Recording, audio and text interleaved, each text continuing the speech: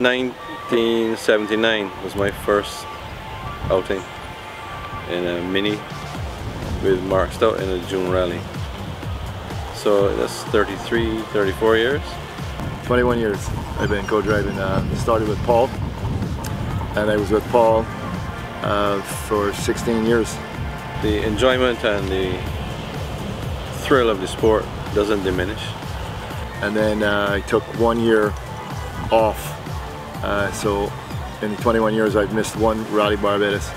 We need to call Sean Gill and find out which birthday party it was that we were at, discussing the possibility of getting together. I really and truthfully had actually no intention of going that route again. And the bug just caught me when I saw the guys there and we were talking about racing and whatnot, and I just happened to mention to Rod, you know, if you're looking for a co-driver, let me know. I might be interested in getting back in the car. And he called me, I think the next day or the day after that. And as they say, the rest is history.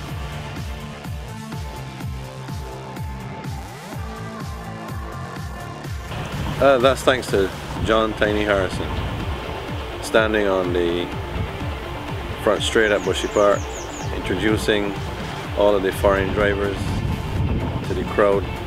And when he came to me, he looked at the car and he saw the Texaco badge on the bonnet, and they just came to him. He just warned them that this gentleman with the star on the bonnet is the law, and he would be enforcing it at this race meet. And the name stuck from there.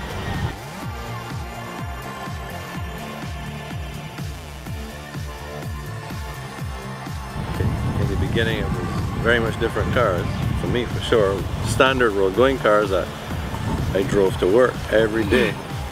So I mean, starting with Mitsubishi Lancers. Prior to that it was Mark Stout's Mini, which was for one event. But obviously within a few years of the Mitsubishis and the rallying, things changed in the sport a bit. And then along came the 205 GTI Peugeot, which we stayed with for a number of years. I think from 1986 to like 97. It was 205, so various evolutions.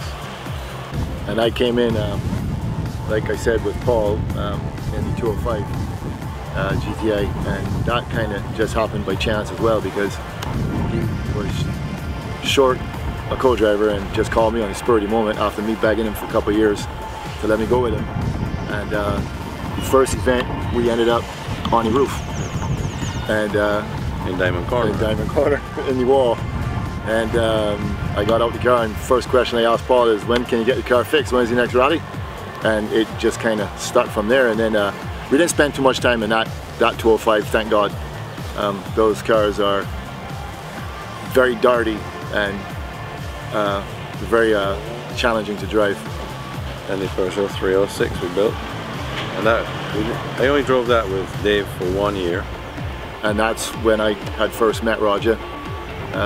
Paul had waited for the last minute to put in the engine, and we couldn't get the clutch mounted onto the engine. And it was Friday night before the rally starting on Saturday morning, and I had no idea how to get this clutch bolted on. And Paul called Roger at 11 o'clock at night, and Roger drove from Farmers to Paul's house right there, got out of the car in his boxer shorts, walked up to the car and said, it bolts there, there, there, and there. Turned around, got back in the car and drove back home. And I was just, I still remember that? I was astounded that this man started the rally the next day at 11:30 at night, come down here to show Paul where to bolt the engine in. Got the engine bolted in, and I think we lasted 2 stages before one of the rods came through the side of the engine. So we definitely had some bad luck. From there we were into the all-wheel drive category with Mazda 323s and Ford Escort Cozzies, which lasted for a considerable length of time too. I've been in a Subaru for probably since about 97 or 98, right when you bought the Cosworth. And we did Jamaica, and I just evolved with Paul over the years through those Subarus. In 07, I changed from the Escort to the Subaru, the S9. And Roger got rid of the Ford, and then I started back with Roger in the S9. And then we went from there, you know, now in the 12B.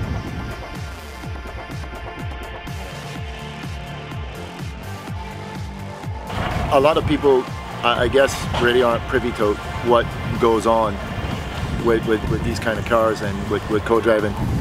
There are people that subscribe to the theory that we don't need co-drivers here. I call corners for Roger of stages that we have probably done 100 times, each one of us, that I could probably call without even looking at my notes, and he could probably drive with his eyes closed. Well, when you look at the whole picture, yeah, the co-driver does add an element of comfort to the driver by taking away some of the responsibilities and then reassuring. When you're traveling at that rate of speed and you're concentrating so in depth on what's going on, we have a term where we call brain fade, where is anybody who's ever played a video game will know, like racing games, you just sometimes will lose track of where you are for a split second. When you're traveling 135 miles an hour, that split second puts you in the wall, puts you in a ditch, puts you in the trees, wherever. So basically, I call the corners for Roger just to, I guess, reiterate where he knows he is, especially in Barbados. Because don't let it be pondered too long. These stages are, for all intents and purposes, the same. But there are small changes that occur in them that prevent you from doing your best. And when you make mistakes as a result of not remembering that there was some gravel here or somebody's put a curb there where it never used to be. Where we travel, I guess the driver will rely a little more on the co-driver, but basically my biggest job as a co-driver in the car is concentrating on everything else. Where we have to be at service, when we have to leave service, where we have to go in the next stage, what we have to do. And the more I concentrate on that, the less he concentrates on that, the more he can concentrate on just driving. It is a team effort, and all those other factors do impact on your ability to drive. He doesn't have to worry about if we need fuel. He doesn't have to worry about where the service vehicle is going to be, or where the next service is, or if I clocked in on time, or if we end up missing a stage, what's the penalty? That's my job. That's what I know, and I know it back to front, and that's where the team comes in. But as far as driving and co-driving goes, it's 99% driver. It's the whole picture. The crew that's behind the car and the co-driver team in doing what they need to do in the car well to eliminate the possibility of problems. And the fewer problems we have, the more we can concentrate on doing the right thing, which is winning. And you know, that's basically what it's about. I rally because I want to win, you know, and I don't want to just win a group, I want to win the rally. And for me to ever get behind the wheel of a car, I would have to start probably somewhere down in the bottom of the middle of the pack and kind of work my way up over the years and get to that level. And you know, my motto in life is forward ever, backward never. So I seriously doubt I will ever get a car to rally if Bushy Park ever does come on stream and they start doing some track circuits.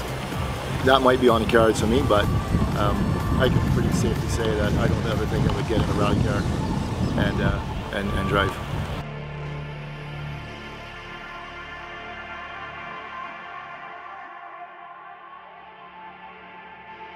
I dare say the car is better than it was this time last year, because there's a lot that we've done to it. But then in a case like that, is also the competition has probably been doing the same thing. So at the end of the day, Rally Barbados is a survival rally. You've got to get to the end of it. So the strategy has to be to employ every resource you can to eliminate as many problems as you possibly can forecast and keep the car together and get to the end of the rally. We're planning to be there to the end this time. So last time was good, you know. By stage 9 that we went out on, I think Paul Bird had won 4, Lewis and myself had won 3, Paul Bourne had won 1, and Steve Perez had won one, and that was in 9 stages, and I could have seen that the possibility would have gone along that way till the end of the rally, which would have been very exciting. So I guess this time around we try and make sure the car is good enough to get to that point and not have silly problems occur that will stop us.